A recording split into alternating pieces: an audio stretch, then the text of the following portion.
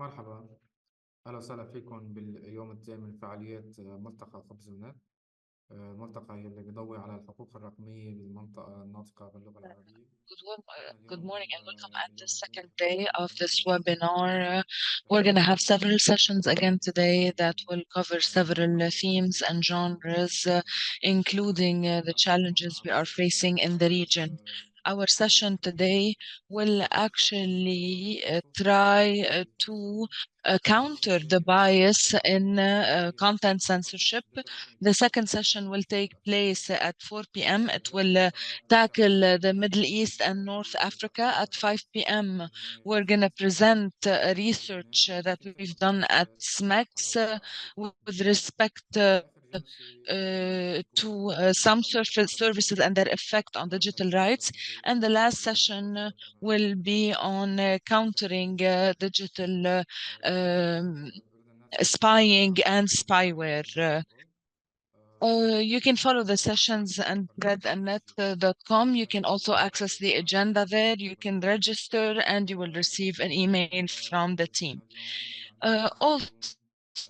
Also, with respect to our session today, for those attending via Zoom, you can click, if you want to listen to the English interpretation, you can actually click on the globe at the bottom of the screen and then access the English interpretation if you wish to do so. And the opposite is true. As for the sign language, you can click on View, Gallery, and then you can choose the gallery view so that you can see all the participants and you can actually see the sign language interpreter. I hope this is beneficial to you. So we're going to present our speakers. We're going to start with Afnan, a journalist who works at SMEX and who covers the several areas, including Palestine and Jordan. Jalal is the head of advocacy at Hamle, which has followed the challenges on the digital rights for Palestinians specifically.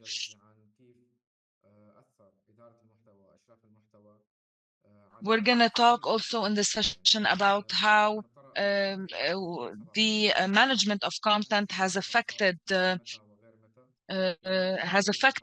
narrative. We're going to talk about Meta. Khalil بقى بالكاش, please. We're also going to talk about a research we've been doing on SMEX with respect to bias and content moderation regarding Palestine. After the 7th of October, I think many have noticed content moderation and content removal on Meta platforms. Many questions have been raised with respect to the policies of these platforms. This is not new,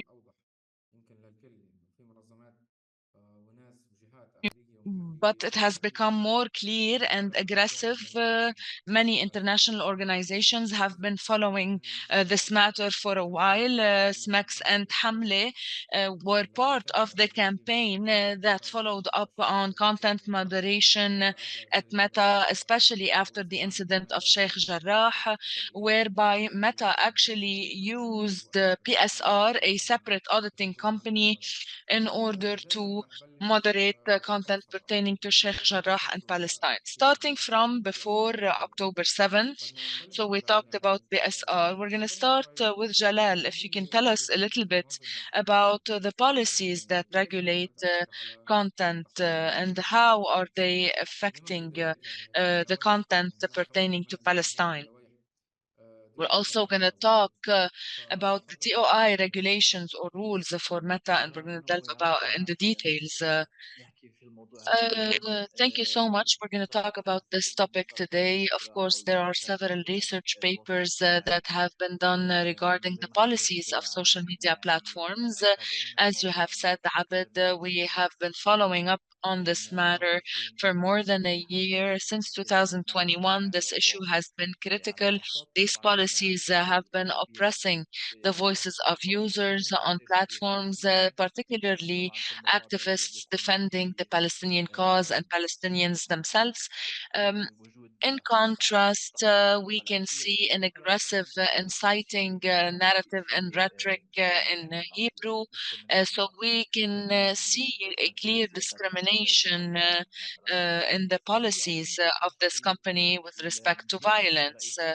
So the main policy, I think, that regulates and oppresses the voices of Palestinians is basically the DOI, Dangerous Individuals and Organizations policy.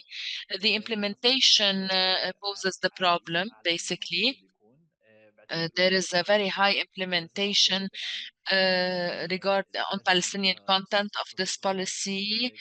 It was faulty. It had several flaws. It considered anyone who mentioned or anyone who published a symbol of a dangerous organization, any mention of this dangerous organization in a video, for example, a video from Gaza, a picture from Gaza, that in the background has a symbol that could be considered by the algorithm as a reference to the dangerous organization, this post or this content will be removed immediately. So the implementation of the policy has led to the removal and the moderation of a lot of content in the Middle East, specifically Lebanon, Palestine, and it has led to the removal and moderation of many or a lot of content in Arabic.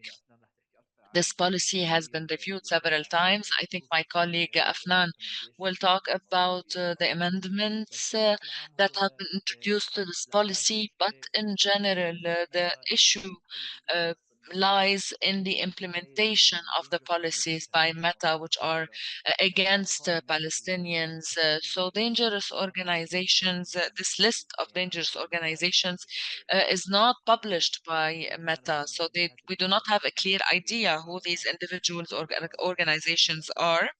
We can only find out about these organizations or individuals through leaked information.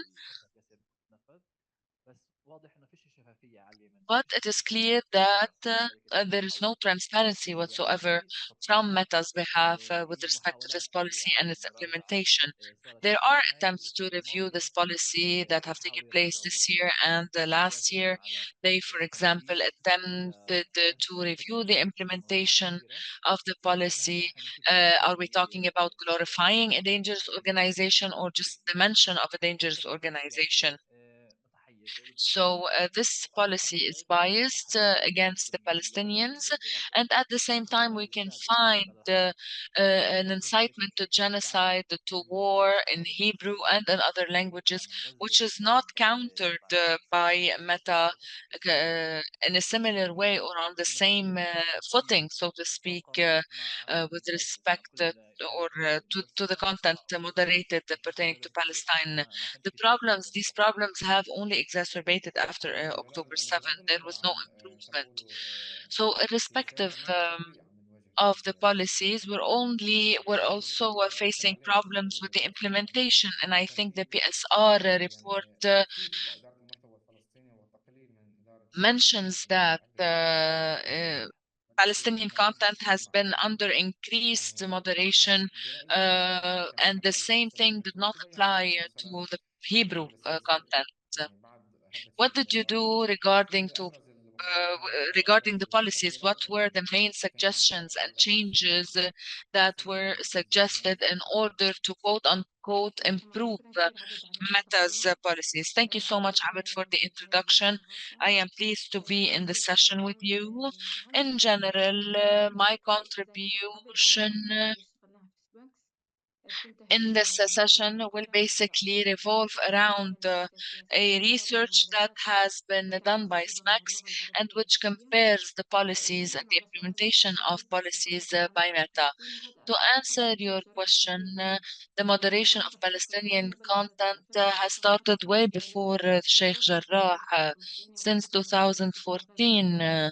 So they started removing some content, but given this political sensitivity of Sheikh Jarrah, this is why content moderation, Palestinian content moderation, became a prominent issue.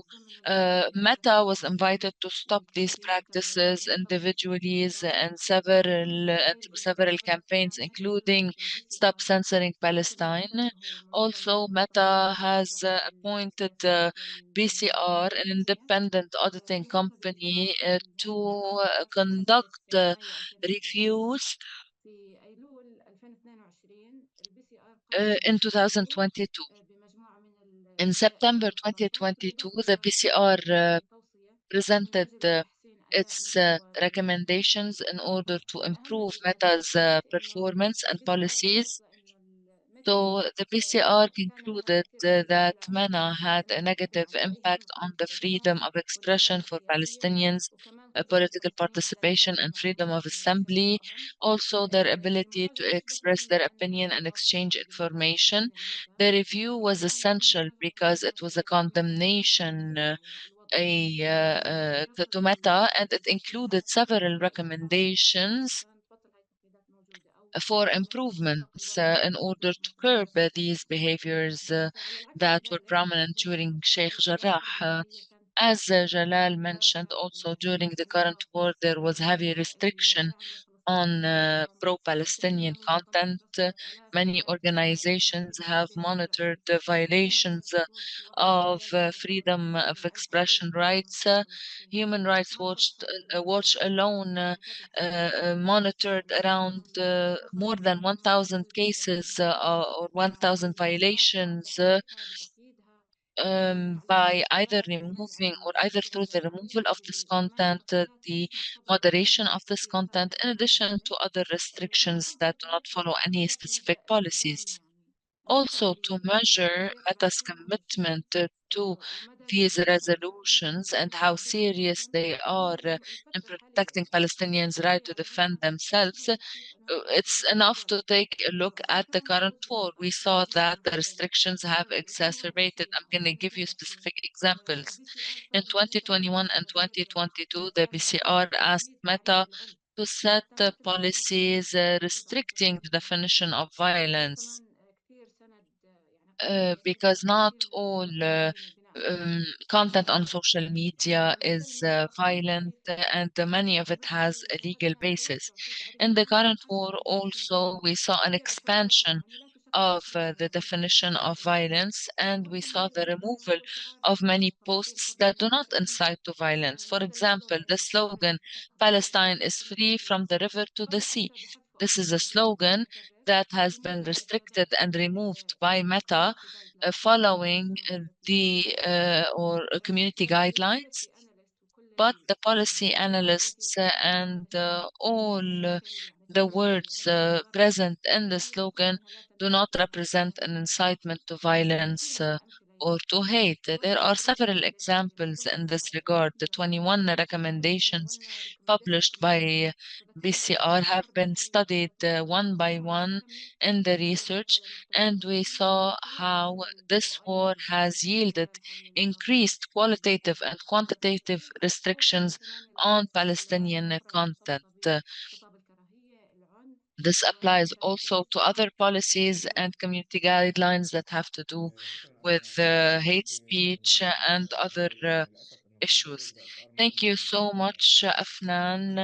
بس أنا بشوف Unfortunately, the رئيس BSR التحرير تبع فيسبوك اللي uh, عملتها هلا حاليا عم بيصدر يعني من وقت للتاني مثل دراسات وقرارات، حتى هي القرارات ومنها has ملزمة issued ممكن its results تكون to إشاعات Meta, but أكثر the من results, these are not قرارات binding. Now we are seeing more decisions coming from وللأسف the هي بتسمع Council of كلام Meta يعني itself, مقدر which احترامي للناس may اللي indicate that بهالمجالات these كمان recommendations will هي have قرارات يعني ممارسات يعني ما كانت موجودة حتى a بعد more الحرب binding effect. ابتدعوها يعني حتى لمواجهة السلبية Also, there are الفلسطينية some مثل الشباب policies that have appeared out of السوري thin مثلا air just for the sake of تحكي reducing coverage for Palestinian مثلا إحنا content. بعد 7 أكتوبر أو بعد الحرب الحالية على غزة، شو أبرز يعني الإجراءات اللي شفتوها لاحظتوها متى اتخذتها لتقليص ظهور المحتوى الفلسطيني أو حتى Jalal, I want to ask you, what were the main measures that were taken by Meta to remove فيسبوك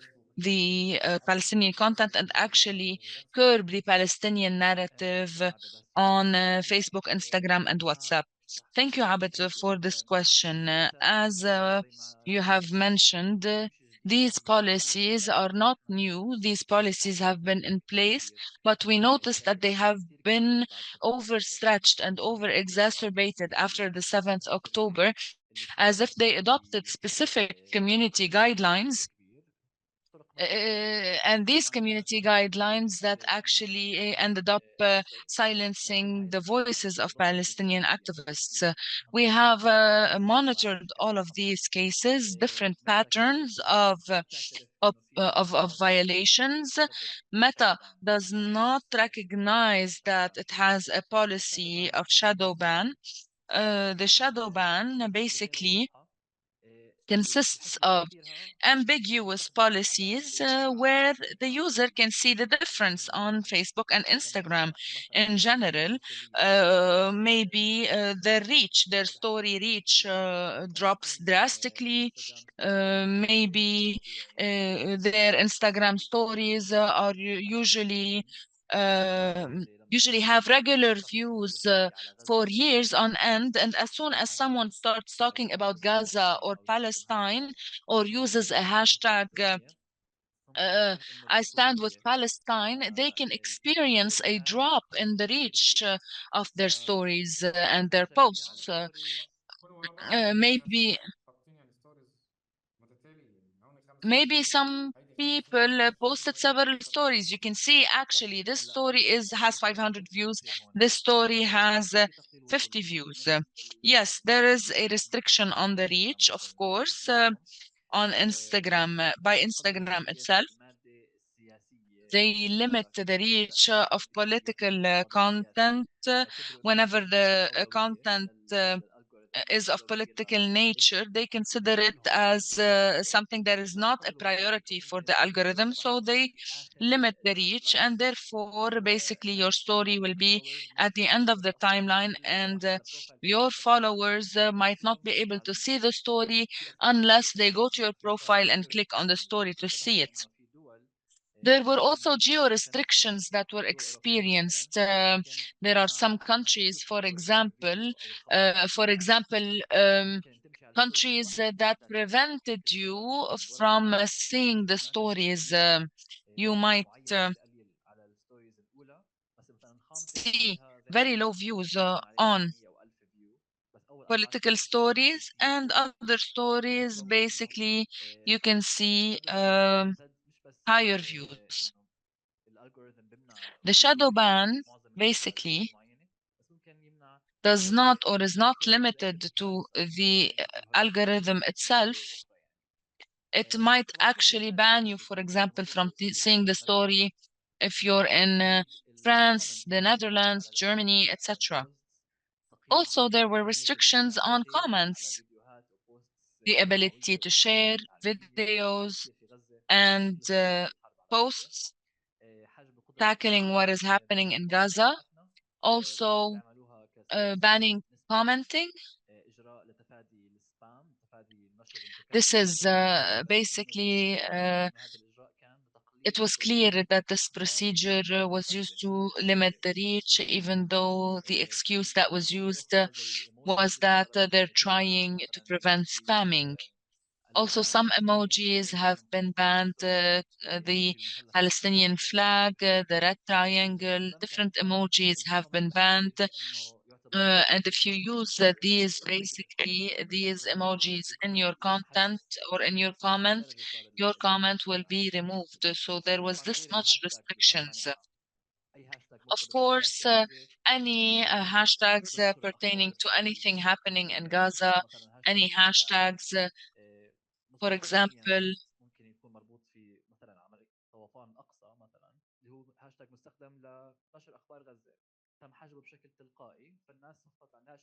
any hashtags used to publish news on what is happening in Gaza have also been banned.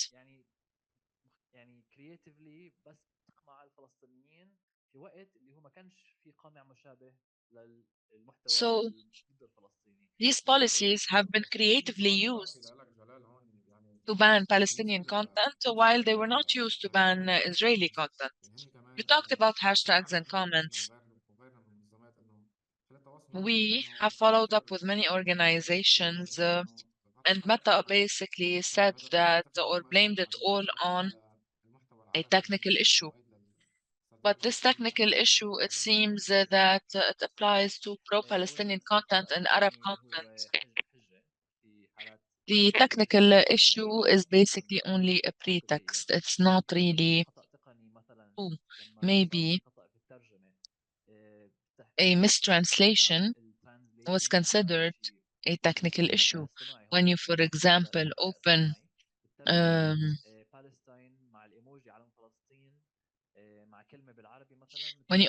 C translation on Instagram, the word Palestine in Arabic used to be translated into Palestine terrorists, and I think this was a technical issue from the AI.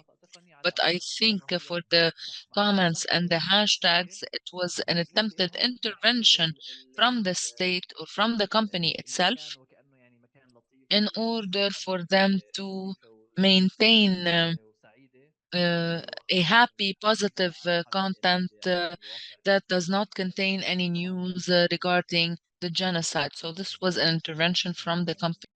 طيب أفنان، بالإضافة للي تحدث عنه جلال عن الشادو بانينج والممارسات الإبداعية الأخرى من قبل متى Afnan, أو in addition to المنصات، what Jalal is talking هل الشكل about الإضافي سريعا with يمكن respect to the shadow ban, let me quickly ask you لأنه شفنا كمان مثلا about شادو بانينج the بتوقف role الترندنج، كمان كيف قدرت of these منصات social media platforms بمختلف أنواعها حتى بس تحديدا in the منصات wars. ميتا We saw, for example, in the Ukrainian war, Meta made a lot of exceptions for the battle, for the war by Russia against Ukraine, but no exceptions of the sort were actually seen in the Israeli war on Gaza. Tell us a little bit about that, and a little bit of a comparison between the measures adopted in the Ukrainian war and the war on Gaza. Before that, allow me to add something to the restrictions that I have mentioned. Even when the social media platforms claims it was an error, even then no rectification was made. Even the restricted reach, and even though Meta apologized for the restricted reach, no measures were taken to actually rectify the situation. Many people are still suffering from the shadow ban. So the shadow ban was one of the restrictions used.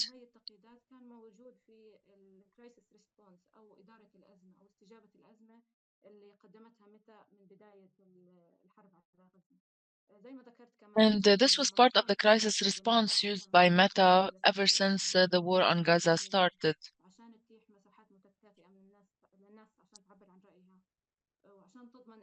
Also, many platforms have adopted different policies. So I think technical companies have the responsibility to ensure equal access to content and to preserve the digital rights of of Palestinians and of all people. So basically, we have compared the measures adopted by Meta during the war on Gaza and those adopted during the Ukrainian war, and we saw a lot of contradiction in the response to the two conflicts and how Meta dealt with human rights. For example, Meta said that it is not up to it to basically decide on the conflict between Israel and Palestine. and it actually claimed that it will adopt a policy of spreading nonviolence, but actually we saw that Meta took sides in the Ukrainian war. It clearly stated that it stands with Ukraine against the Russian aggression. So we saw basically how Meta uses its policies in a discriminate way between different conflicts. We have analyzed the difference between the two conflicts. For example, Meta it shows an explicit language to express its support for Ukraine. It supported the Ukrainians' rights to express themselves and to defend themselves against the Russian invasion of their country. So I saw a lot of these words and vocabulary in the crisis response pertaining to the Ukrainian war. As for the Palestinian war, they actually used aggressively this language to condemn the October 7 attacks. They called the October 7 attacks terrifying and heinous. Also, all military actions in Gaza have been seen as a response, even though this response has killed many Palestinians. So this is in terms of the language used in the crisis response. For example, in changing the settings, many settings or many freedom of expression methods were used, for example, to restrict the content, the Palestinian content. For example, you no longer can share or comment, and the user receives a notification stating that their account has been restricted or that the content is not suitable. Of course, this has limited people's ability to interact with Palestinian content, even if this content is purely informative and just states what is happening on the ground. In addition to that, Meta has introduced new changes to the Ukrainian context, and it allowed people in Ukraine to access relief services. It allowed heads of groups on Facebook to publish publications and share them to several groups by one click in order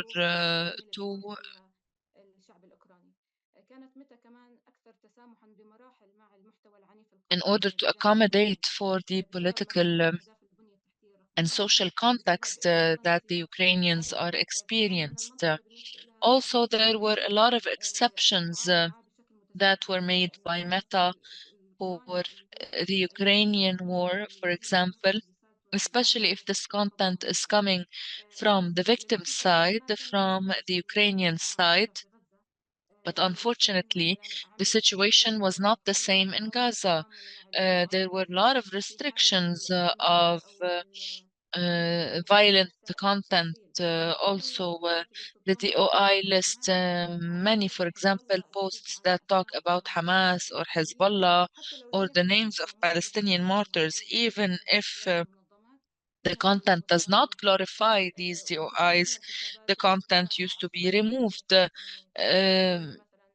Also, accounts, for example, Al-Quds News Network and their page on Facebook has been completely banned, even though they had a lot of followers and it was a main source for information regarding the war on Gaza.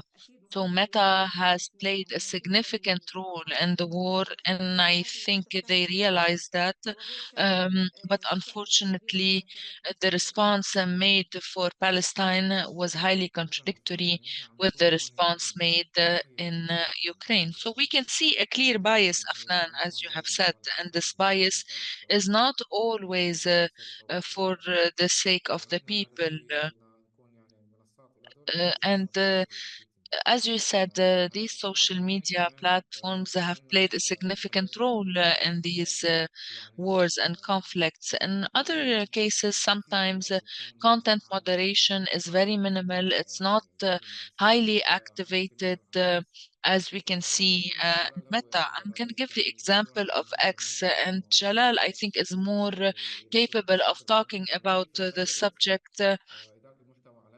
He can maybe tell us a little bit about how different content moderation has become on X and what different roles it has played, especially that there are certain accounts that have contributed to raising the Palestinian voice and to show people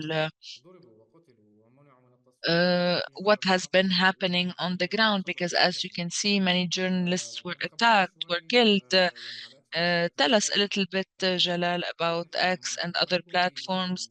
How, if we don't have content moderation, how can we actually have a negative impact as well, and how can this lead to the spread of inciting content? This is a very important question. I will talk a little bit about X, but also about Meta. Meta does self-promotion. It has a high level of oversight on content. When we analyze this, we see that Meta has a high level of monitoring and oversight on Arabic language content. We don't see the same attention given to Hebrew or English content. We received from a number of activists in the United States an ad on Facebook that is calling for the death, the killing, the murder of an American activist who is a Palestinian supporter. And when we followed the line and we saw who was the sponsor of this ad on Meta, we saw that the page was sponsoring and funding a large number of ads that sponsor and that promote the murder of activists. So we saw that there was no oversight on this page and on the content sponsored by this page, the same way that that other Arabic-speaking pages are being overseen. This post that I'm talking about, this ad that I'm talking about, is inciting violence, inciting murder and killing, and we don't see anyone overseeing it. We don't see anyone monitoring this post that is calling for the murder of an American citizen merely for being an activist for Palestine. Of course, these ads are funded by Zionist entities in line with the Gaza events. Some ads are telling the inhabitants of the West Bank that their turn is coming, that you will be leaving. Leave now before we reach you, or before death reaches you. There is an incitement against Palestinians in the West Bank. So the way that these ads that are paid, that are being shared on Meta, deserve an increased investigation. We in Hamla discovered that oversight guidelines are not executed properly on inciting product made or shared on Meta in Hebrew or in English, where there is an incitement to the killing, the burning, the displacement of Palestinians. And this was a big issue. Meta says that it has content moderation, but we noticed that it's not equally distributed on all parties, entities, stakeholders, speakers, messages, or visions. When it comes to X, content moderation policies are almost non-existent, especially since Elon Musk took over X. Since 2023, there were violent incidents happening in the West Bank. There were attacks by settlers on a number of towns in the West Bank. We saw that there was an incitement on Twitter specifically happening against these villages where there are calls for their annihilation. There is an incitement for violence either on the same day that settlers attack towns. We see that even the same individuals, the same settlers who are organizing and participating in these attacks on the Palestinian towns in the West Bank are also the ones who are sharing these inciting messages on Twitter and X. We also need to note that AI scrapes through the tweets on a very large scale by using lexicons, terminology, specific idioms with a use of specific terms in Hebrew that incite violence against Palestinians. This AI tool was operational post 7 October and until the end of the year. So for about 3 years, we were able to find around 3 million posts on X where there are incitements against violence, the incitements to violence, there are hate speech products. We found posts from the Minister of Foreign Affairs of Israel or from a specific minister of a different portfolio, the Prime Minister, other influential people with inciting content, and we flagged it as so. And some of these posts would be removed. And this is specific to Meta. However, on X, there is no content moderation that could protect Palestinians from any incitement to violence or any hate speech targeted at them. So this, along with acts of violence that are perpetrated on the field, kind of matched in terms of brutality, kind of justifies the genocide that is happening. We are finding tweets that justify violations of human rights, violations of international humanitarian rights. So social media platforms have a responsibility in terms of respecting the protection of human rights, but also the protection of the rights of companies. And therefore, these platforms have a role, have a duty to oversee this content and to monitor it, to monitor the companies that are funding some ads and some posts.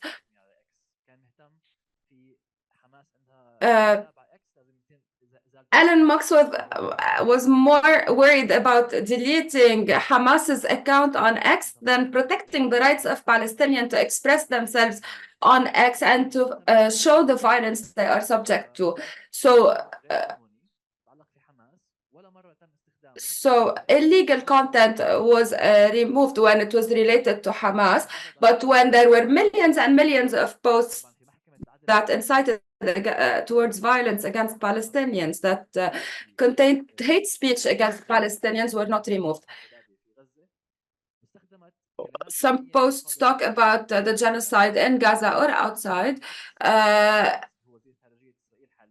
Israel Katz, who is the current foreign minister of Israel, shared some words on Twitter or on X that were also used by the ICJ later on in their proceedings. We are seeing that there is an increased number of anti-Palestinian feelings, words, expressions, tweets on X. There are a lot of pictures shared on X as well by some users that are very derogatory, very denigrating, very dangerous towards Palestinians. And therefore we see that everything we talk about digital rights, about freedom of expression are being violated here on X. So indeed, as you said, this whole issue of managing and moderating content could have an impact on the field. There are people who want to share their opinion. There are people who want to perhaps deliver some food, deliver some aid, some medical assistance. They want to get in touch with their family. I don't know if you can tell us a little bit how all of this content moderation is also affecting the capacity to reach out to family. Because some people say this is only about the post itself, but no, it has a larger impact on everything else. Thank you for the question. We cannot think about expressing our opinion on social media irrespectively or independently from the content moderation infrastructure. Now, we need to know that the Israelis have targeted the communication infrastructure in Gaza. In Gaza, since the beginning of the war on 7 October, has witnessed 49 full blackdowns of electricity and internet. The cutouts are insane. Sometimes people are not able to reach out to each other. They're unable to call each other. This is why we are calling social media platforms to limit their moderation of pro-Palestinian content, because this pro-Palestinian content includes messages of delivery of aid and assistance, but also people talking about their lives, making sure that their families know that they are okay. There are also a lot of key information that is being shared on social media regarding the number of hotlines, the numbers of the locations of safe areas, the locations of Israeli presence within Gaza. And so when we look at the very restrictive community guidelines and policies implemented and used to moderate Palestinian or pro-Palestinian content, could greatly lead to hampering the people's efforts in order to find safety in Gaza. At the same time, we see that Meta and other social media platforms help the Ukrainians to remain in touch with international organizations, with embassies, with their loved ones, with their friends and families abroad. We saw that the approach between used by Meta in Ukraine and in Palestine are very different.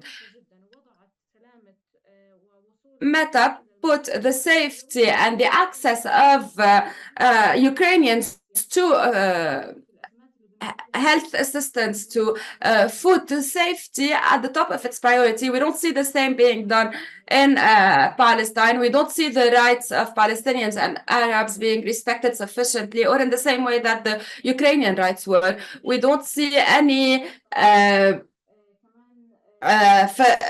facility or easy approach given to any post that promotes aid or that promotes communication within Gaza for the better of everyone, for the safety of everyone.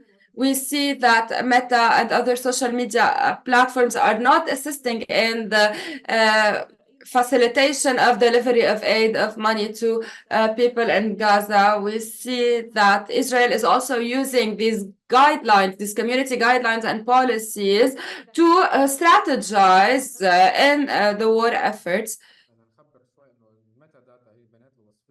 We need to remember that the metadata is not the encrypted data. Yes, so the metadata is data about the data. So the metadata includes the time that the message was sent, the nature of the content. So is this a link, a picture, a text, as well as other information that could be collected from a different range of sources that could also be sensitive. So there are a lot of concerns related to the use of Palestinian data by the Israelis for war strategy. We saw how Meta was involved in providing Israel with this metadata with regards to some individuals who are active on the global website. And therefore, we see how sensitive the role of such platforms can be in wars. We also need to remember the role that such platforms could have in allowing people in war zone to access resources, whether via crowdfunding, to access healthcare, to access food, given the famine, the impending famine in Gaza, as well as their access to tens of thousands of dollars that could be vital. So the restriction of Palestinian content, pro-Palestinian content, anything that could be related to what is happening on the ground now, anything that could be a window to life, anything that could be a path towards life is restricted. There are a lot of restraints and obstacles that are related to wire transfers, to sharing the information, links that could function in Palestinian territories, links that could not. We didn't see Meta providing any money the same way that it did in Ukraine. It did not provide any money for Gaza. It did not provide any money or resources for Palestine. And so we see this difference in approach and this imbalanced approach. Thank you, Afnan, for this intervention. You have indeed given us a global picture or representation of what's happening on the field. We have two more questions. I will afterwards I will go back to the questions in the chat box. Jalal, we talked about ads, we talked about paid ads on Meta. We saw ads that were being shared in all languages that are funded directly by the Israeli army. And there are many examples that we can find in that sense. How did this platform contribute to sharing and to promoting the Israeli content that is inciting violence?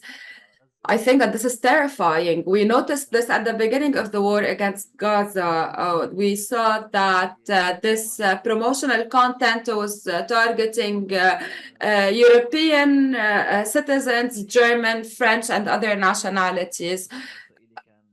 The Israeli community has already been saturated, let's say, with the content, with the pro-war sentiment, with the pro-war propaganda. I think that this has a lot of negative consequences that violate the rights of Palestinians on the long term. We saw that due diligence for human rights was not taken seriously by Meta and social media platform. When we see how the Ministry of Foreign Affairs is being addressed when it comes to the Gaza war, we see that the Ministry of Foreign Affairs is spending money to incite towards the war. This is a violation of human rights, of international humanitarian law. And we see that Meta is still accepting this kind of propaganda content. Videos are being shared.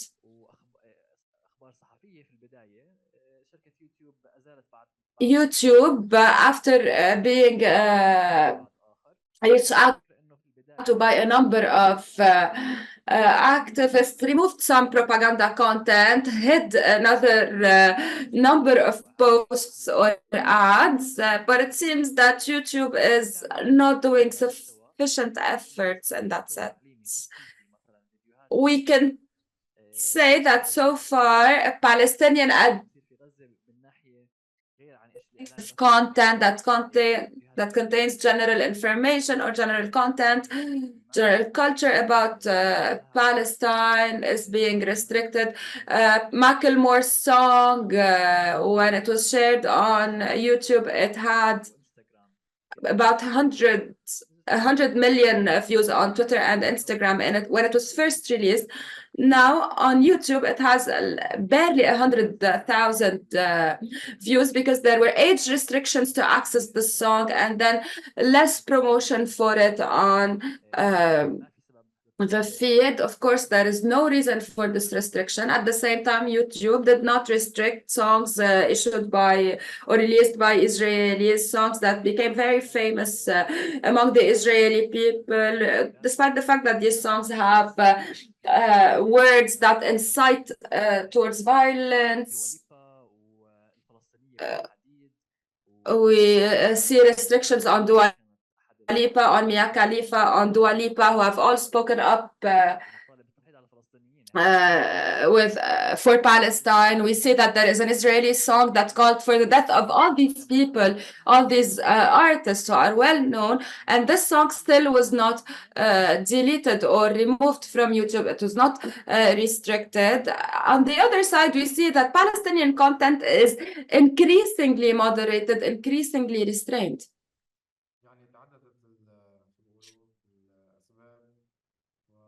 So the reasons are numerous and the result is the same. The oppression of a specific type of content. In this case, it's the Palestinian content. This is happening in a number of countries. Afnan, we want to ask you a question really quickly. What can we do? This question was asked by our colleague Rima. What or how can we leverage Meta into making policy changes towards fixing the issues that lead to the systematic censorship of Palestinian voices? And I think that we're going to ask the same question. What can we do? What is the responsibility of communities, of civil society as well? Because they have a civil society, they have a responsibility in this sense. Of course, the resources are not limited, but they do have a certain responsibility. Let's try to put this in the context of our conversation.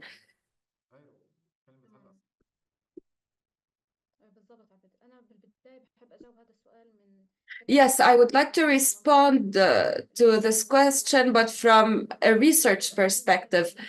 There's a very big importance to the flagging, to the reports about the guidelines that are restraining them. We're not talking about retrieving an account. We're just talking about understanding what is happening from a research perspective. We need to see what these platforms are doing.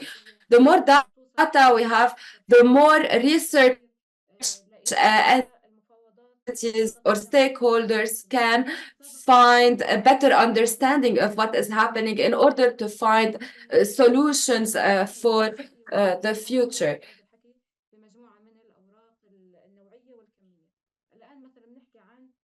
And therefore, we will be able to feed the science community with quantitative data.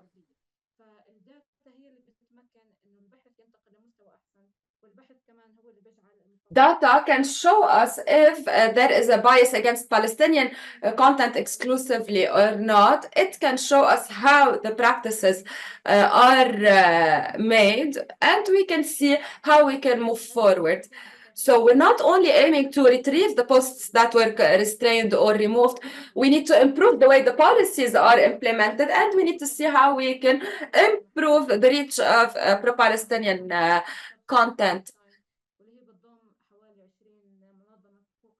There's an alliance of more than 20 digital rights organizations that have often called Meta to stop oppressing the rights of Palestinians to express their opinions, whether in light of the current war or in light of the incidents and events that happened in Sheikh Jarrah in the past. An oversight board in Meta that looks into the practices of Meta decided that restricting the word Shaheed, martyr, is against the community guidelines.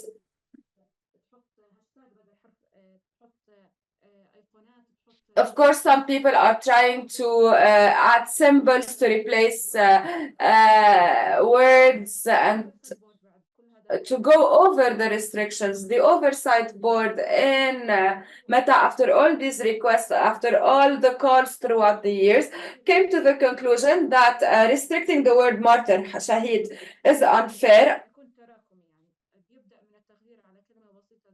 I think that we need to see what other words besides shahid or martyr is restricted so that we can keep moving forward with our fight. We are receiving such information via leaks by journalists. So you're saying, in other words, that there is not a lot of transparency and you are heavily relying on leaks. Yes, and unfortunately, every time our movement moves forward, makes a step forward, social media platforms take a step back. We feel like we are pushing in different directions.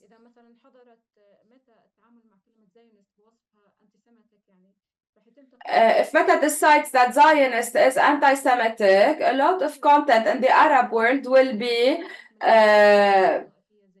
affected. The term Zionist has more political significations than religious ones, and therefore there is another push that needs to be made in that direction with Meta. So in terms of classification of terms, is that what you're saying, Afnan? Yes. So I will respond quickly about some of the questions in our chat box.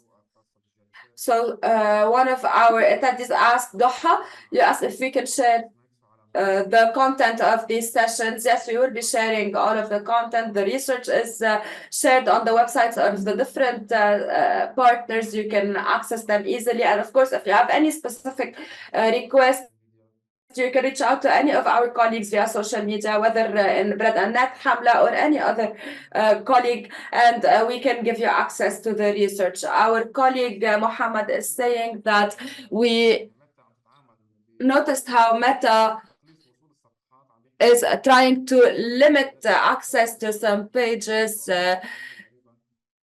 CrowdTangle will be stopped soon.